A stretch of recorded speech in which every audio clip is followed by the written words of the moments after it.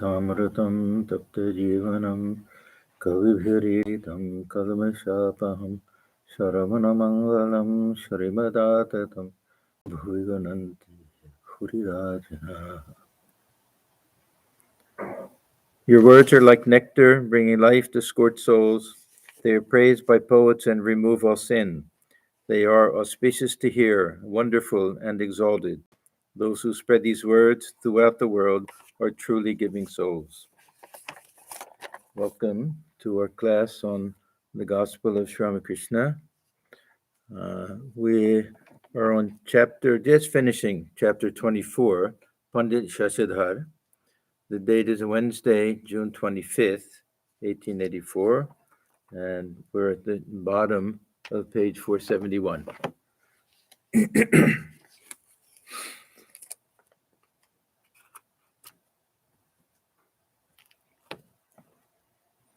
Yes, Sri Ramakrishna had gone to Ishan's house, and this Pandit Shashadhar was staying nearby. A neighbor of Ishan's, and Thakur met him there. The master was about to leave for Dakshineswar. Ishan and the other devotees stood around him while he gave Ishan various words of advice. We've met Ishan before many times. He was a great devotee of Sri Ramakrishna and a very socially responsible person. That he did a lot of work for charitable causes and things like that, and also helped solve people's problems, arbitration and things like that. There's a whole chapter about advice to Ishan. And we met his son also. I don't know which son it was, but one of the two sons was good friends with Narendra. And he also showed up at Ishan's house. So Thakur is giving some advice to Ishan. Master, a devotee who can call on God while living a householder's life is a hero indeed. God thinks, he who has renounced the world for my sake will surely pray to me. He must serve me. Is there anything very remarkable about it? People will cry shame on him if he fails to do so. This, of course, is something that as monks we always remember that we have a duty and an obligation to lead a good type of sadhu life. Otherwise, it's a tremendous failure for us, for others, in the midst of all their duties and activities. If they can lead a spiritual life and do spiritual practice, then Thakur said is a wonderful thing. But for monks, if we don't do it, if we do it, we're expected to do it. If somebody has a job, they're a teacher in a school, and they teach, you expect them to teach. If they don't do it, they're remiss in their duties. So we we have no excuses if we don't do it. But those who have all the obligations and duties in the world and still find time to do spiritual practice, Sri Ramakrishna praised them very much. So he says, he who has renounced the world for my sake will surely pray to me. He must serve me. Is there anything very remarkable about it? People will cry shame on him if he fails to do so. But he is blessed indeed who prays to me in the midst of his worldly duties.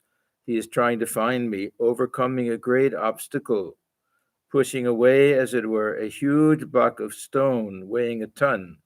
Such a man is a real hero. Pandit, you are right, sir. The scripture says the same thing. There is in the Mahabharata the story of the pious hunter and the chaste woman. This is a Vyadha Gita. We did this in our summer camp. We enacted that play. Once a hermit was disturbed in his meditation by a crow. When he cast an angry glance at the bird, it was reduced to ashes. The hermit said to himself, I have destroyed the crow by a mere glance. I must have made great progress in spiritual life. One day he went to a woman's house to beg his food. She was devoted to her husband and served him day and night. She provided him with water to wash his feet and even dried them with her hair. When the hermit knocked at her door for alms, she was serving her husband and could not open the door at once. The hermit, in a fit of anger, began to curse her. The chaste woman answered from the inner apartments, I am not your crow. Wait a few minutes, sir. After finishing my service to my husband, I shall give you my attention. The hermit was very much surprised to find that the simple woman was aware of his having burnt the crow to ashes. He wanted her to give him spiritual instruction. At her bidding, he went to the pious hunter at Benares. This hunter sold meat, but he also served his parents day and night as embodiments of God. The hermit said to himself in utter amazement, why, he is a butcher and a worldly man. How can he give me the knowledge of Brahman? But the hunter was a knower of Brahman and had acquired divine knowledge through the performance of his worldly duties. The hermit was illumined by the instruction of the pious hunter. So this is a Pandit Shashadhar saying all of this, and Thakur is simply listening. The master was about to take his leave. He was standing at the door of the next house where Ishan's father-in-law lived. Ishan and the other devotees stood by the master. They were waiting to bid him goodbye. Sri Ramakrishna said to Ishan, live in the world like an ant. The world contains a mixture of truth and untruth, sugar and sand. Be an ant and take the sugar. This is the same teaching that Sri Ramakrishna gives with regard to the Shastras. And this is really a kind of remarkable statement that generally we look upon at least Shruti as infallible. And when the great acharyas try to give their commentaries on the Upanishads especially, but Gita also, the assumption is that there won't be anything wrong, there won't be anything to discard. But Sri Ramakrishna was so practical and so liberal that even with regard to the Shastras can include the Upanishads, even with regard to that, he says that there'll be some things that won't be relevant for us, we don't have to bother with. There may be some things that belong to this aparavidya, that aren't the highest type of knowledge, that we don't have to do. We pick and choose the things that are helpful for us. Now, the other interesting thing is that what does the ant do? The ant doesn't throw away the sand. It just leaves it undisturbed. Maybe somebody else wants it, but we'll take the sugar out of it. But here he's talking about it, and not so much with the scriptures, but he says the world contains a mixture of truth and untruth. Same thing he says with the Shastras. Here he says the world contains a mixture of truth and untruth, sugar and sand. Be an ant and take the sugar. That means that we don't have to hate anything that we find to be unholy. We don't have to try to cure all of the ills of the world. If we can, of course, whatever good that we can do, we do. But we have to work our way through the world and be a little cautious, know what things to avoid and what things will be helpful for us. There's kind of a general formula that the things that are helpful, we cling to and we appreciate them, we love them. And the things that are not, we're indifferent to. This is one of the ways that we hear, rather than hating, we see people who behave in a certain way and do things, rather than hate them for it, we just recognize that all of these things exist in the world. They're sugar and sand, and we have to take what's good for us. If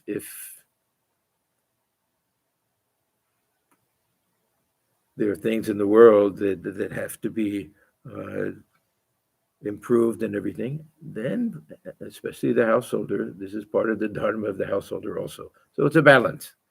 To what extent do we simply take the good things and forget about everything else? To what extent do we try to uh, cure the ills of the world uh, on the small scale that we can?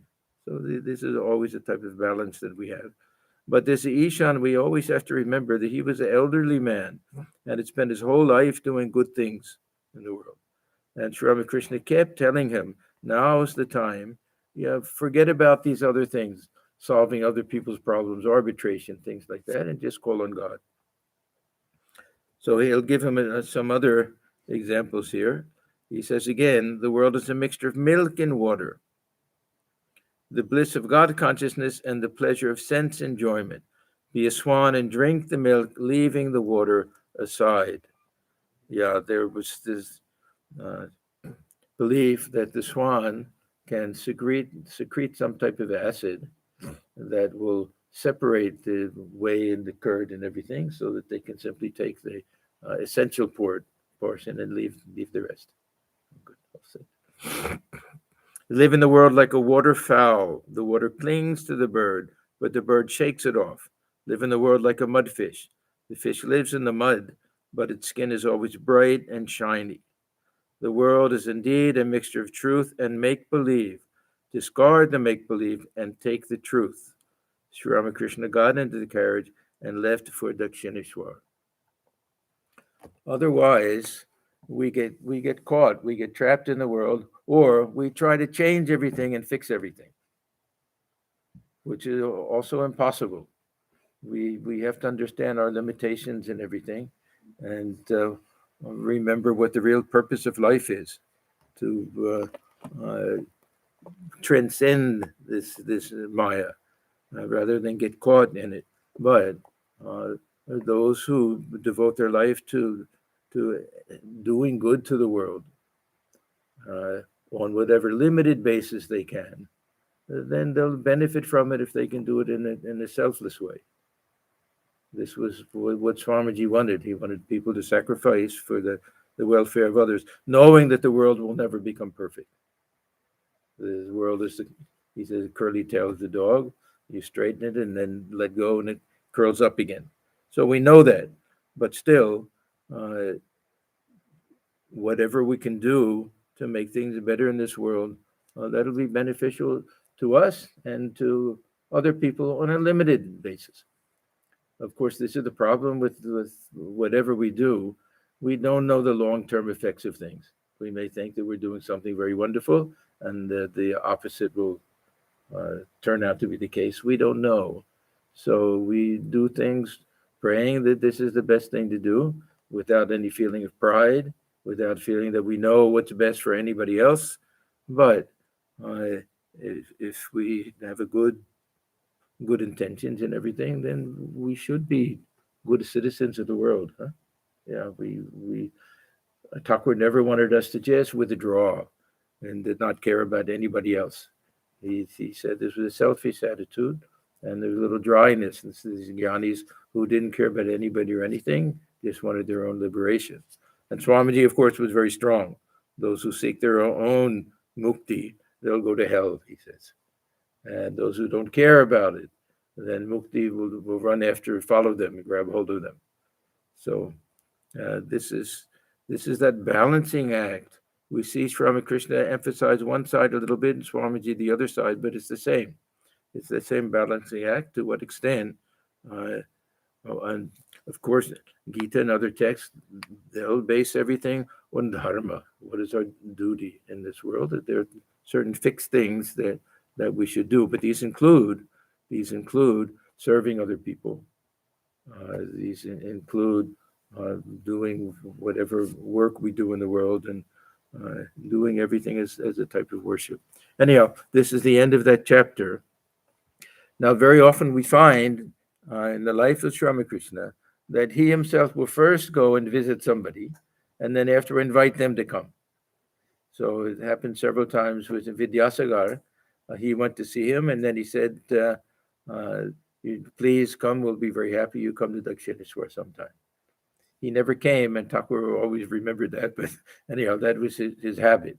And there was that sadhu that Sri Ramakrishna met You remember outside of this Ramchandra's place, he was sitting there, and they had a nice meeting. And then he said, "You please bring him to Dakshineswar." So he always did that. So he invited this Pandit Shashadhar, after meeting him there, to come to see him in Dakshineswar, and he came.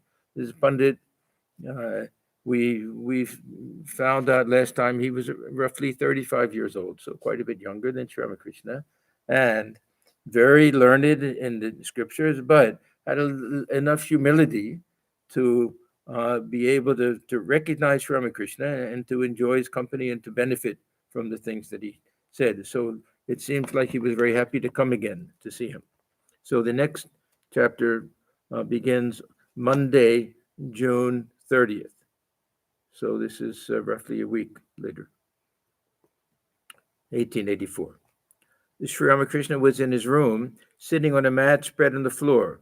Pandit Shashadhar and a few devotees were with him on the mat, and the rest sat on the bare floor. Surendra, Baburam, M, Harish, Latu, Hazara, and others were present. It was about 4 o'clock in the afternoon. Sri Ramakrishna had met Pandit Shashadhar 6 days before in Calcutta, and now the Pandit had come to Dakshineswar to visit the master. Bhudar Chattopadhyay and his elder brother, the Pandit's hosts, were with him. The Pandit was a follower of the path of Jnana. You may remember when Sri Ramakrishna asked him what type of lecture, because he gave lectures. That was a common thing in those days. People would in some hall or something, would give some lectures. He asked what kind of teachings he gave. He said he tried to explain the significance of the scriptures. But we know that he was a follower of the path of knowledge. That means more or less Advaita Vedanta.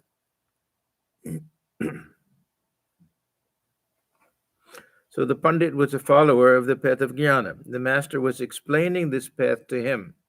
He said, Nitya and Lila are the two aspects of one and the same reality.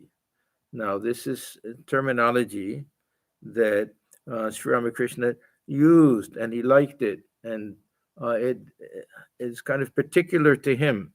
We have to understand what it means to him, because it's not exactly the ordinary meaning. The Nitya, this somehow is the level of the absolute. Very often this is translated as absolute and relative. Lila doesn't necessarily refer to this divine play, or sometimes the divine play of the avatar. It simply means the relative plane. So the distinction between this and what we may find in Advaita Vedanta is that the Lila, according to Sri Ramakrishna, is also real.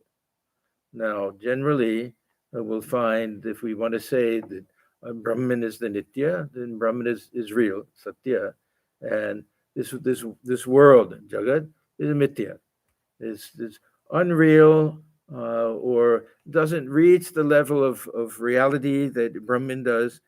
For Sri Ramakrishna, they belong to one and the same reality. They're not two different things. They're looked at from the same point of view. If one is true, the other has to be true. If we use the illustration of the snake and the rope, if you're looking at a rope and think it's a snake, that still what you're looking at is real. It's actually Brahman, only you don't know it. So this term Lila has this little dimension to it that we don't find in some schools, at least of Advaita Vedanta, that there's some falsity to this world. Now, Sri Ramakrishna, he fully understands that there's a big distinction to make, that this Lila is constantly changing, it's transitory. So very often he'll use the term anitya. So nitya and anitya, or satya and anitya, real and transitory. This was the term that he preferred. Sometimes avastu, that this universe, as we understand it, has no real substance to it. It has nothing ultimate value that can fulfill the longing of the heart from that point of view.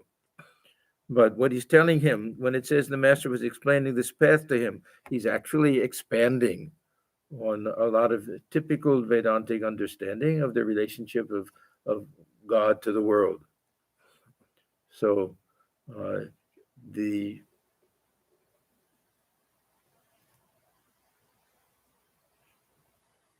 explanation that we find generally that Shankaracharya will give will be that this is kind of a false appearance of Brahman, something like that.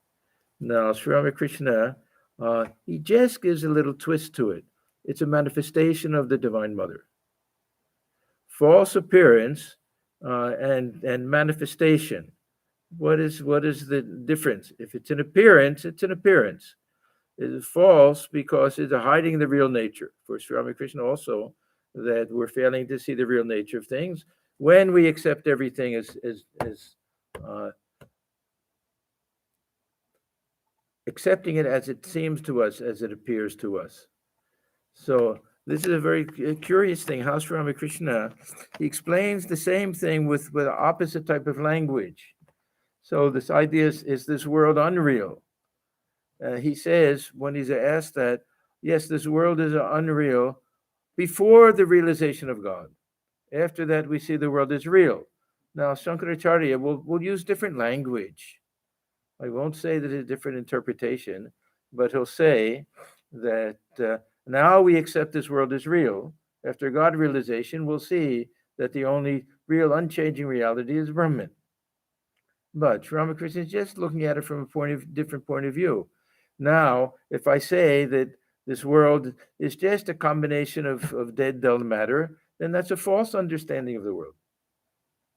So from that point of view, this world is unreal, we can say. But after God realization, when I know that it springs from Brahman, it rests in Brahman, it'll go back to Brahman.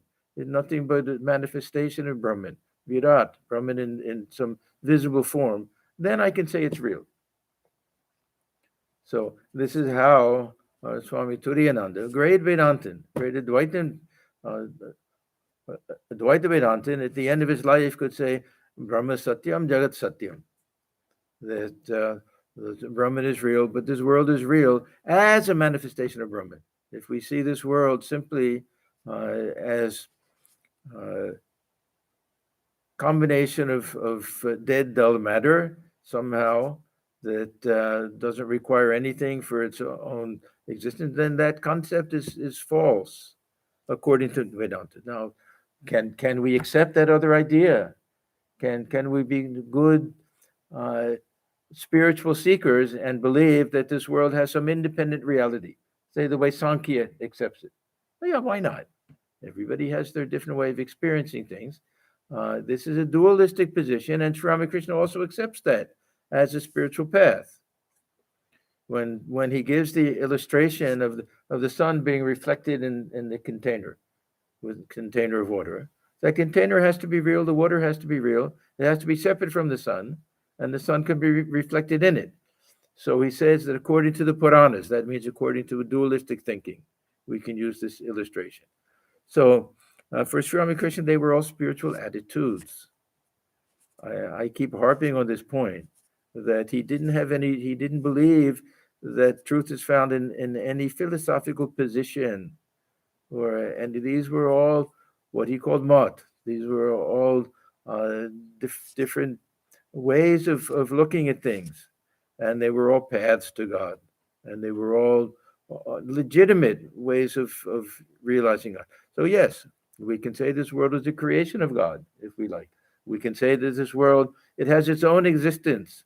It's been going on manifest, unmanifest, manifest, unmanifest from the beginning of this time, and it's a play of the three gunas, but it requires the consciousness of Brahman to bring allow the jiva to have this awareness. This is a Sankhya point of view. Why not? We can accept that. We can be very scientific. Suppose somebody says that I accept everything about the Vedanta, but as a scientist, we take everything down to to atoms and molecules and matter and energy. And we don't see how we can go beyond this matter and energy. Okay, that's fine. Not everybody has. We can ask them, where does this matter and energy come from? That we can't give a very good answer to, but still, Sri Ramakrishna he has this understanding of things that uh, allows us to have a worldview that will be helpful for us in our spiritual life and our spiritual practice, that will allow us to have a relationship with God or some uh, either philosophical understanding or that will allow for devotion. And he didn't like this quarrels among the different positions that no, it has to be this way, it has to be this way. That either there can't be many jivas, that there can only be one, and everyone is a reflection. So Ramanuja will say, no, they're all individual jivas. Each one can attain God realization and emerge in Brahman. How much of a difference is there? Should we really quarrel about that when we can strive to have that realization? Anyhow, that was Sri Ramakrishna's position. So here, he's really expanding. He's trying to expand my understanding at least, expand the mind of Shashadhar, so that he goes beyond this view simply that this world is unreal, that Brahman alone is real, and this is just a result of Maya somehow. He's trying to explain to him that as a manifestation, that it also has some type of reality. Suppose we say that this world is a dream. Now, the contents of the dream may be unreal when we wake up. And if somebody says, can you explain what took place within the dream? We'll say, no need to explain it, that it was a dream. You can't ask me who built that house in the dream because there was no real house. There was a house there because I dreamt it. That's all. But if somebody says, but can you explain how the dream came about? Then we have to say, well, yes, it comes from the dreamer. So because sometimes we say that, yes, where does this universe come from? You can't ask that question. No, on some level, we can say it. I don't particularly like that answer. We can ask it. It doesn't have a good answer. Even if everything in it is beyond cause and effect, it's just a dream. Where does the dream come from? So this is how Sri Ramakrishna will say, ultimately, we have to accept Shakti. Even for the Advaitins, when they talk about Maya, they end up with Shakti. That this Avarana Shakti and Vikshepa Shakti and everything. It's very hard to get around that. So this is why Sri Ramakrishna says that same Nirguna Brahman has to be Saguna. That same Brahman that is transcendent and beyond has to have that power to project and has to dwell within. And that's how he can call everything the Lila, because it's the play of the divine. So this is when it says that Sri Ramakrishna was explaining this path to him. He's really explaining his expanded view, which includes all of the schools of Vedanta and doesn't dismiss anything. This is what he talks about with the bell fruit. You talk about this world is unreal, that there are no individual jivas, there's only Brahman, you're not getting the full weight. So he speaks in those terms also. So for this Shashadhar, whether he understands it or not, because in Nitya and Lila, as I say, there's not very common terminology that we find in Advaita Vedanta or anything. Whether he understands it or not, he's probably a bit amazed at the vast, deep, and expansive understanding that Sri Ramakrishna has of these things. It's really remarkable, just from the point of view of Sri Ramakrishna's mind, how brilliant his mind was. We always talk about Swamiji, but a brilliant mind. And nobody had the mind that Sri Ramakrishna had. Nobody. Shankaracharya, Ramanuja, Madhva, nobody. My humble opinion, that he had an insight into things that was remarkable. Now, we can say, of course, he experienced all of these things directly. It's more than that.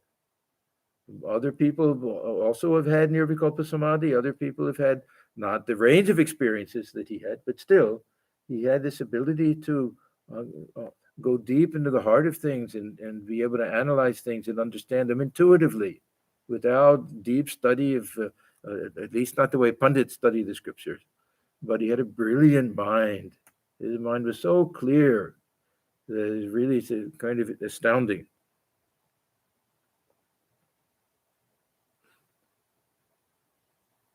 Now, he's not just going to explain all this, he'll go into samadhi in the midst of all of this. So it says, all right, he said, Nitya and Lila are the two aspects of one and the same reality. He who is the indivisible Satchidananda has assumed different forms for the sake of his Lila. So it just, otherwise we'll say through Maya, falsely appears. So it's just really a different attitude, a different spiritual attitude towards the same phenomenon. How the one becomes the many, we don't know. If it only appears to become the many, if it really becomes the many, but we don't know. But whether it's a dream or not, we know that there's a dream. We may say everything is unreal, but we can't dismiss the fact that we're experiencing all of this. So this is how Sri Ramakrishna explains it. He who is the indivisible Satchidananda has assumed different forms for the sake of his Leela. As he described the nature of the ultimate reality, the master every now and then became unconscious in samadhi. While he talked, he was intoxicated with spiritual fervor. He said to the Pandit, "My dear sir, Brahman is immutable and immovable like Mount Sumeru, but he who is immovable can also move." Achal and Sachal, if to use this type of language. So that was the big point that Thakur always made, that Nirguna Brahma, Sanguna Brahma is the same, that impersonal, absolute personal God, same, one and the same reality, that God with form, God without form, the same. There's not Brahman here, and then there's Ishvara here, and then there's a Jagat here. It's all the same, one reality, manifest in different ways, seen in different ways. Now he'll sing a whole bunch of beautiful songs, because now his whole mind is on this idea of this play of the Divine Mother. The master was in ecstasy. He began to sing in his melodious voice. Who is there that can understand what Mother Kali is? Even the six darshanas are powerless to reveal her. Now, this is another theme of the worshippers of the Divine Mother. They make a very strong point that it's absolutely impossible for this human mind to grasp the intricate theories or ideas or process even of how the one becomes the many. And some of the greatest sadhakas, the Kamalakanta and Ram Prasad in their songs, they'll always stress that point, that the scriptures are incapable of what this really says, that Kejani Kalikamon shall darshane napai darshan. You won't get the vision of God through the darshanas, through philosophy, through the study of this six darshanas, six religious philosophical systems. You won't get that vision. You won't. This is why Thakur says that the almanac will predict how many inches of rain will fall every year, but you won't get rainwater from it. You can squeeze it and everything, you won't get rainwater from it. So this is a very common theme, the Ram Prasad songs and other songs, that even if we have the vision of Mother, what we'll understand is that there's something mysterious at the heart of God or of Mother, of reality, that it defies logic, that we can't explain how this infinite absolute reality, which is unchanging and impersonal, absolute, how it manifests and how this whole universe comes into being. And Sri Ramakrishna almost laughs at us. In one of the songs, this beautiful song, is like a dwarf trying to catch hold of the moon, reaching up to catch hold of the moon, when we think that we can understand the nature of reality that way. We can understand the self. That's our own possession, God dwelling within. But this mystery of the universe, uh, he says we're a little container. We're trying to. It's big enough to hold one quart, and we're trying to pour 10 gallons into it. Yeah, it simply doesn't work. And then Thakur continues. He went on. Is mother merely a simple woman? This means the divine mother, born as others are born. Only by chanting her holy name does Shiva survive the deadly poison. There's a footnote. An allusion to the poison that appeared when the ocean was churned by the gods and demons. Shiva drank it out of kindness to others, and the poison remained in his throat, giving it a blue color, Nilakanta. Therefore, Shiva is known as the god with the blue throat. She it is who creates the worlds, she who preserves and destroys. See, this idea of Divine Mother, we shouldn't confuse it with the stories that we read about Durga and Kali and everything, that Kali comes from Durga, that this is just some goddess who's fighting demons and everything. These have symbolic significance. For Sri Ramakrishna, this is Brahman itself. This is why he would tell Narendra on different occasions, that which you call Brahman, I call Kali. Only including the Saguna aspect. That's the only difference, not simply Nirguna. So here it is that she's the wife of Shiva. At the same time, she's the ultimate reality. She it is who creates the worlds. She who preserves and destroys. With the mere wink of her wondrous eyes, she holds the universe in her womb. Seeking a shelter at her feet, the gods themselves feel safe, and Mahadeva, god of gods, lies prostrate underneath her feet. Yeah, this is the symbolism. If you go to the Dakshineswar Kali temple, you'll see the image of Shiva. You can just see the top of the head and Mother Kali standing on his chest.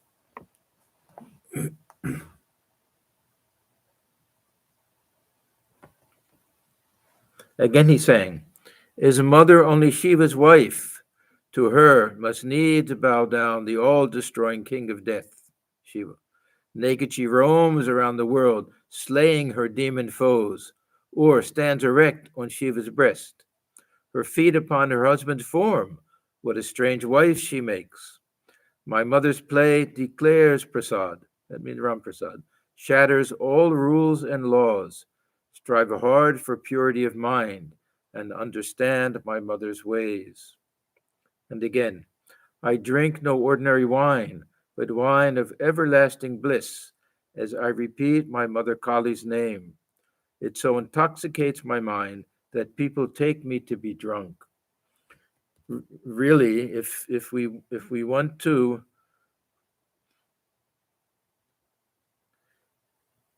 try to understand or take a guess at what we think is Sri Ramakrishna's spiritual attitude and spiritual mood. He was of course, he had all of the different moods and attitudes, but the closest that we can come to, I think, is Ram Prasad. And he was kind of the ideal for Sri Ramakrishna, and he used to pray to Mother before he had the vision of Mother Kali that you revealed yourself to Ram Prasad. Why not reveal yourself to me? So he looked upon Ram Prasad as a God-realized soul. But the songs of Ram Prasad and Kamalakanta and some others seem so fitting when we think of this spiritual mood and attitude of Sri Ramakrishna. And he quotes from the song so often when giving his own views about things. Very often he'll simply take lines from these Ram Prasad songs. And again, can everyone have the vision of Shama? Is Kali's treasure for everyone? Oh, what a pity my foolish mind will not see what is true. Even with all his penances, rarely does Shiva himself behold the mind-bewitching sight of Mother Shama's crimson feet. To him who meditates on her, the riches of heaven are poor indeed. If Shama casts her glance on him, he swims in eternal bliss. Shama here means Mother Kali. The prince of yogis, the king of the gods, meditate on her feet in vain. Yet, worthless Kamalakanta yearns for the mother's blessed feet. Yeah, that one Kanta song that is my mother really black? Huh? Yeah, this last song that Swamiji sang, or the song he sang on the last day of his life. It has that idea at the end that I've been pondering the whole life trying to understand Mother Kali, but still it baffles the mind. Who can understand?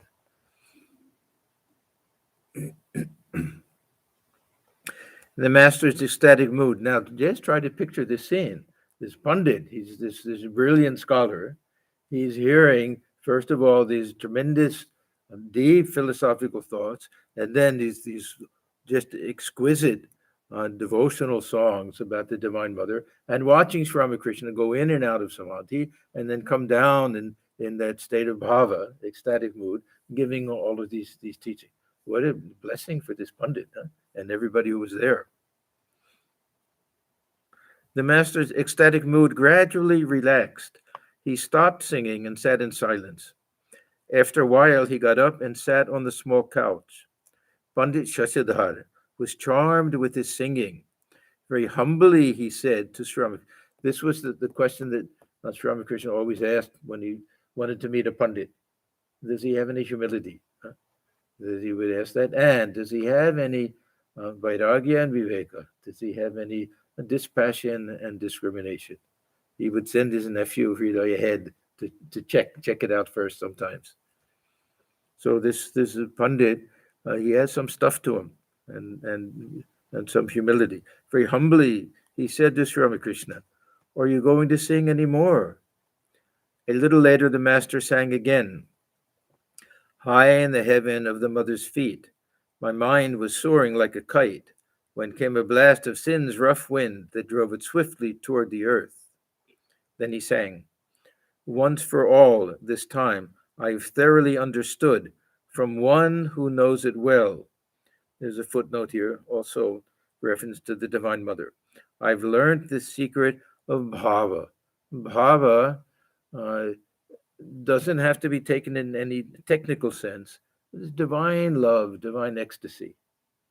In some of these Vaishnava traditions, they have all different levels, bhava, prema, mahabhava, and everything. But here, the secret of bhava, how the mind can get so immersed in God that we feel some ecstatic mood come over us and forget everything. We lose all awareness of everything around us, lost in that mood. So I've learned the secret of bhava. A man has come to me from a country where there is no night. What is night? Night means darkness, ignorance. Huh? That a place where the sun is always shining. That there's no earth that comes around. There's no spinning. There's no that divine light is always there. That means that there's perfect illumination. A man has come to me from a country where there is no night, and now I cannot distinguish day from night any longer. Rituals and devotions have all grown profitless for me. This was another teaching of Sri Ramakrishna.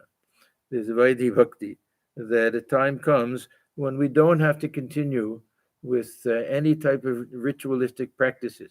We can, if we do it just out of pure devotion. There's no harm in that, but the strictly following rules and doing a certain number of japa and things like that, all that drops off. My sleep is broken. How can I slumber anymore? For now I'm wide awake in the sleeplessness of yoga. O Divine Mother, made one with thee in yoga sleep. That means, footnote, samadhi. At last, my slumber I've lulled asleep forevermore. I bow my head, says Ram Prasad, before desire and liberation. Knowing the secret that Kali is one with the highest Brahman, I have discarded once for all both righteousness and sin. Actually, it says dharma and adharma. That no longer dharma means obligations. We have to do this, and all different things. Dharma means no, you're not allowed to do that. We don't have to follow any rules because everything is perfect. We won't take a false step. So there's no need to be bound by anything like that.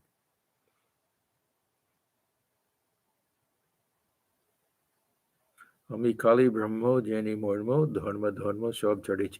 The language of Ram Prasad is beautiful. And Kamalakanta equally beautiful. The poetry, the alliteration that they use and everything is just fantastic. Sri Ramakrishna continued, I have surrendered my soul at the fearless feet of the mother. Am I afraid of death anymore? Unto the tuft of hair on my head is tied the almighty mantra, Mother Kali's name.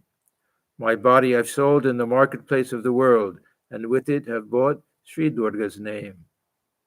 That means we've renounced every personal enjoyment, everything like that. This worship of God as mother, it's such a blend of these two different elements. Even we look at the image of Mother Kali, half of it is loving and sweet, that have no fear, well, grant whatever boon you want, and the other with the sword and with the severed head and everything, that is, mother is the one who she'll destroy every demon for us. That there's no fear with mother. She'll protect us. She'll whatever has to be done, she'll do for us. At the same time, sweet and loving.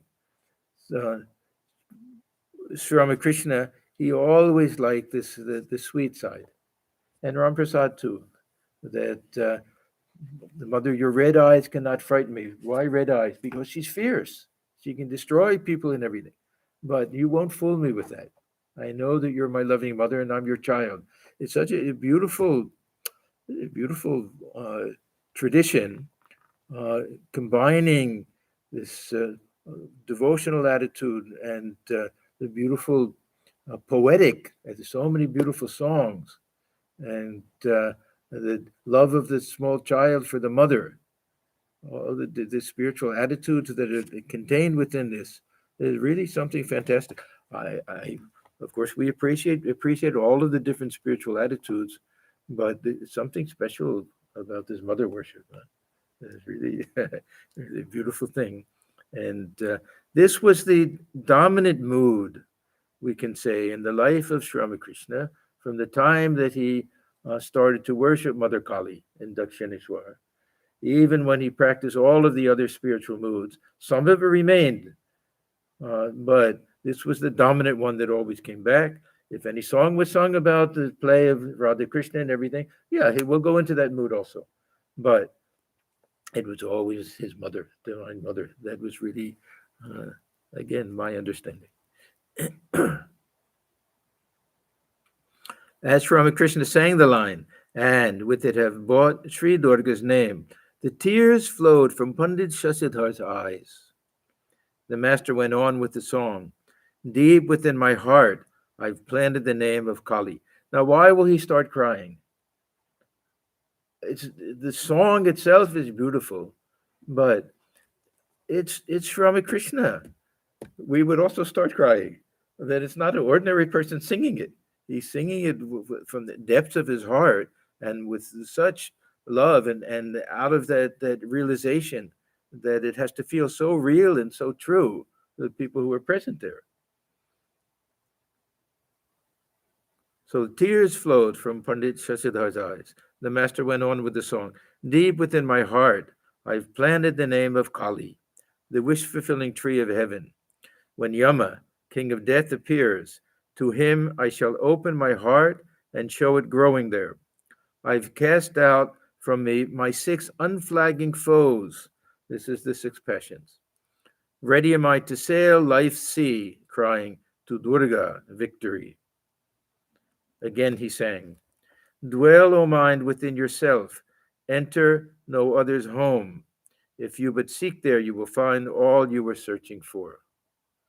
There are many bow songs also that emphasize this idea that we have to dive deep We'll have it with the song to Mother Kali, Dive Deep, the name of Mother Kali, and also Dive Deep, this Vrindavan of the heart.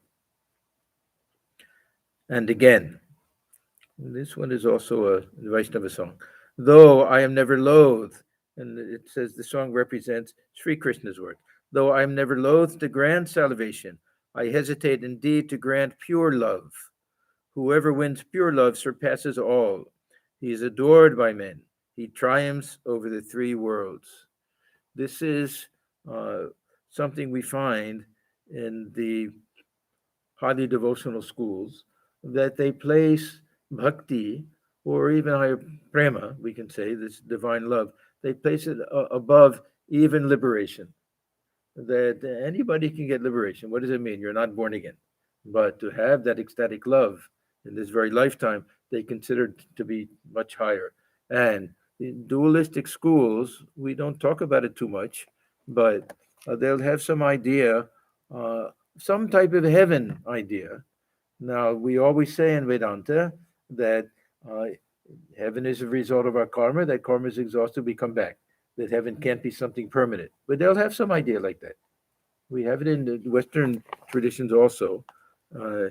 So they'll feel that they'll live in the presence of their chosen ideal, Sri Krishna, and that'll be this Nitya Lila, this divine eternal play that goes on, and that'll be their type of mukti. It won't be the type of mukti where they simply merge, where the drop goes back to the ocean and they've merged into it. It'll be a different conception. Do we know what really happens afterwards? Not really. Huh? Is it possible that that'll have that experience? The Jnani will have a different experience? Who can say? Very hard to know these things. We had in the Providence, a couple of weeks ago, there was a little interfaith conference about what happened, life after death, what happens after death. I found it very interesting that all of the speakers said the same thing, that it's basically mysterious and no one can say with absolute certainty. I was expecting different traditions, it'll be so clear that you go to heaven, that you dwell in the presence of Christ or the presence of Krishna. Something. Not a single one said any, maybe because it was interfaith that they hesitated to sound too dogmatic. But it was interesting, they all emphasized that point, that there's something mysterious, that we don't know exactly what will happen when we give up this body, whether we're born again or whether we attain liberation, what that liberation will be. Is it an experience? Is it the end of all experience? We don't know exactly. Huh? But we know here and now, if we can have that realization, that life will become blessed. We strive for that. The Pandit had studied the Vedas and other scriptures. He loved to discuss philosophy. The master, seated on the couch, cast his benign look on the Pandit and gave him counsel through parables. Master to the Pandit: there are many scriptures like the Vedas, but one cannot realize God without austerity and spiritual discipline. And then he'll quote the song that we had in the beginning on Mother Kali. God cannot be found in the 6 systems, the Vedas or the Tantra. Actually, another song of Ram Prasad. So this Thakur always emphasized the value of the scriptures and the limitation of the scriptures, that they serve a purpose, that they give us some type of understanding, some type of conviction. They tell us how we can utilize them and do our spiritual practice, but they're not the final word, that we have to strive to have that direct realization, and we have to do it by spiritual practice, and we have to do it through inner transformation. So he says, but one should learn the contents of the scriptures and then act according to their injunctions. A man lost a letter. He couldn't remember where he had left it. He began to search for it with a lamp. After 2 or 3 people had searched, the letter was at last found. The message in the letter was, Please send us 5 seers of sandesh and a piece of wearing cloth. The man read it and then threw the letter away. There was no further need of it. Now all he had to do was buy the 5 seers of sandesh and the piece of cloth. Now for us, the scriptures, it's not like reading just a shopping list, because we have to think very deeply about these things. Sometimes we have to spend a good deal of time on it, but we shouldn't get lost in it, and we shouldn't think that that's the beginning and the end of spiritual life. There's understanding the teaching of the scriptures. There'll be some, of course, after realization, they have no need to do it, but they get joy out of it. Many of our sadhus, even direct disciples, Swami Turiyananda, for example, that throughout his life, he got such joy out of reading the Upanishads and other scriptures, explaining to others, not that he needed it, or not that he thought that he had to keep doing it. He was, God realized so. So even with worship and other things, we don't have to do it, but the devotee will take joy in doing those things. So many will continue. One understands the scriptures. Better than reading is hearing, and better than hearing is seeing. One understands the scriptures better by hearing them from the lips of the guru or of a holy man. Then one doesn't have to think about their non-essential part. So again, this is the idea of sugar and sand. There may be a non-essential part, or something that's essential for somebody else and not for us. We don't have to argue about it. We don't have to try to dismiss it or anything else. We simply take the other things, the things that are beneficial for us. Hanuman said, "Brother, I don't know much about the phase of the moon or the position of the stars. I just contemplate Rama. But seeing is far better than hearing. Then all doubts disappear. It is true that many things are recorded in the scriptures, but all these are useless without the direct realization of God, without devotion to his lotus feet, without purity of heart. The almanac forecasts the rainfall of the year, but not a drop of water will you get by squeezing the almanac. No, not even one drop."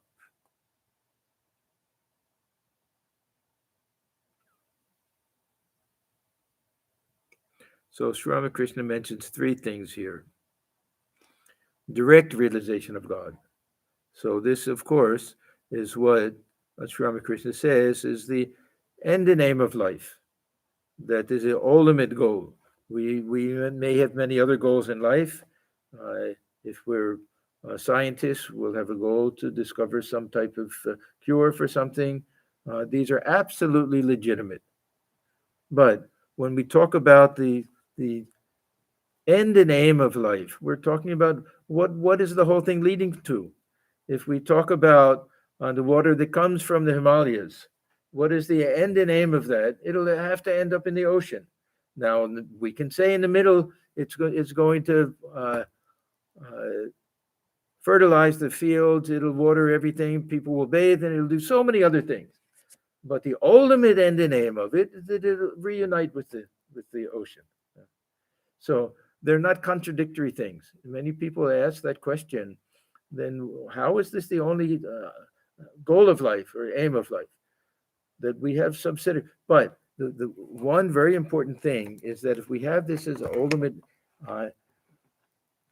goal of life, everything else fits in with it. Otherwise, this bahushaka hyanantascha, we have this line in the Gita. Otherwise, everything is going off in different directions endlessly. This, we want to achieve this, with this, that. But if everything, ultimate goal is God realization, or the ultimate goal is to renounce, ultimate goal is to live life as an offering, then everything we go, it gets tied together. Even if these individual goals are all meant for some higher purpose. So I want to stop here because I want to begin next time. Go through these 3 things that are very important: direct realization of God, and then devotion to his lotus feet, and then purity of heart. So we'll stop here. This is page 476. Om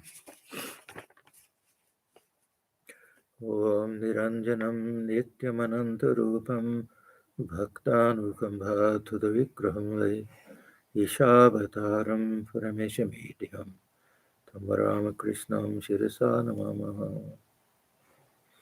We bow our heads before Sri Ramakrishna, who is stainless, of infinite nature, whose heart melts in sympathy for his devotees, who is an embodiment of the divine and the Supreme Lord, and ever worthy of our worship. Om Shanti, Shanti, Shanti. Peace, peace, peace be unto you. I have to apologize. I've been traveling so much and have missed so many of these classes. Next Friday night also, that I won't be here. So the next class will be a week from next Friday night. Okay, thank you, everyone. All stay well.